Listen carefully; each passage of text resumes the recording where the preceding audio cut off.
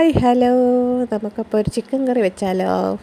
ഇത് ചിക്കൻ കറി ഉണ്ടാക്കുന്നൊരു special video ഒന്നുമല്ല, ചുമ്മാ ഒരു ചിക്കൻ കറി ഉണ്ടാക്കിയപ്പോൾ ഞാനങ്ങ് വീഡിയോ എടുത്തു.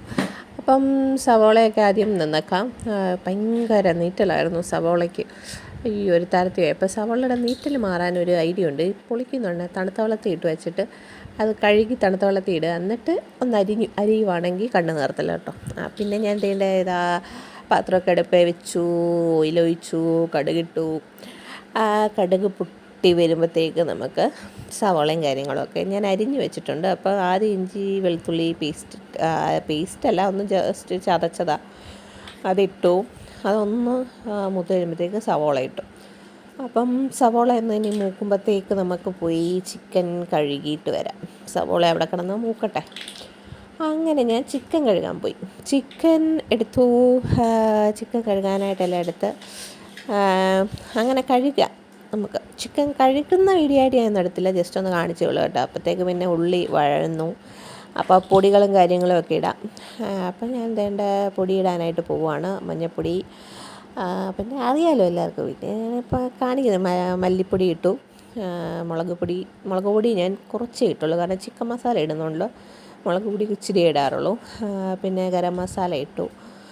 അങ്ങനെ ഗരം മസാലയും പിന്നെ നമ്മുടെ പെരുംജീരകം പൊടിച്ചതും കൂടെ കുറച്ചിട്ടു.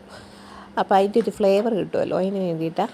പിന്നെ അത് കഴിഞ്ഞപ്പോഴത്തേക്ക് ചിക്കൻ മസാല ഇട്ടു. അപ്പോൾ ചിക്കൻ മസാല ഇത് ഞാൻ ഏറ്റവും അങ്ങോട്ട് ഏതായിരുന്നു, ഇത് ബ്രാൻഡ് പോലും ഞാൻ ഓർക്കുന്നില്ല, എനിക്കത് അങ്ങോട്ട് ഇഷ്ടപ്പെട്ടില്ല അതിൻ്റെ ടേസ്റ്റ്.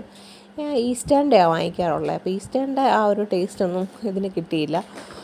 എല്ലാം ഇതാ വലിയ ഇതൊന്നും ഇല്ല എങ്കിലും ഈസ്റ്റേണിന് ഒരു പ്രത്യേക ടേസ്റ്റ് ആണല്ലോ. അങ്ങനെ പിന്നെ ചിക്കനൊക്കെ ഇട്ട് ഒന്ന് പുരട്ടി. അപ്പം എനിക്ക് ജിംബ്രൂട്ട് ഉണരുന്നതിന് മുമ്പ് ചിക്കൻ കറി വെക്കേണ്ടതുകൊണ്ട് ഞാൻ പിന്നെ ഒത്തിരി നേരം ഇട്ട് അങ്ങനെ ഇതാക്കാനൊന്നും വെച്ചില്ല.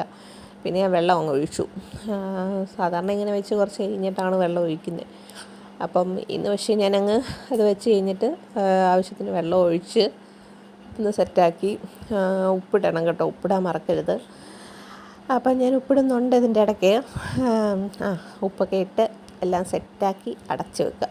അത് കഴിഞ്ഞപ്പോഴത്തേക്ക് കറി റെഡി ആകുമ്പോൾ ഇനി വന്ന് തുറന്ന് വെക്കാം. അങ്ങനെ ഞാൻ പോയിട്ട് വന്ന് ജിംബ്രൂട്ടിനെയൊക്കെ എടുത്തിട്ട് വന്ന് ഉണർന്നിട്ട് വന്നപ്പോഴത്തേക്ക് കറി ഏകദേശമായി. അന്നേരം ഒന്ന് തുറന്ന് വെച്ച് ഒന്നുകൂടെ ഒന്ന് തിളപ്പിച്ച് ഇച്ചിരി ഒന്ന് പറ്റിച്ചിട്ട് കറിവേപ്പില ഇട്ട്. ഞാൻ ആദ്യം കറിവേപ്പില ഇടാൻ വിട്ടായിരുന്നു, അപ്പോൾ ലാസ്റ്റ് ഇച്ചിരി കറിവേപ്പില ഇട്ട് അവിടെ അടച്ചു വെച്ചു. ചിക്കൻ കറി കഴിഞ്ഞു. അങ്ങനെ പിന്നെ ഉച്ചയ്ക്ക് അങ്ങ് കഴിച്ചു. അതൊന്നും എടുത്തില്ല കേട്ടോ.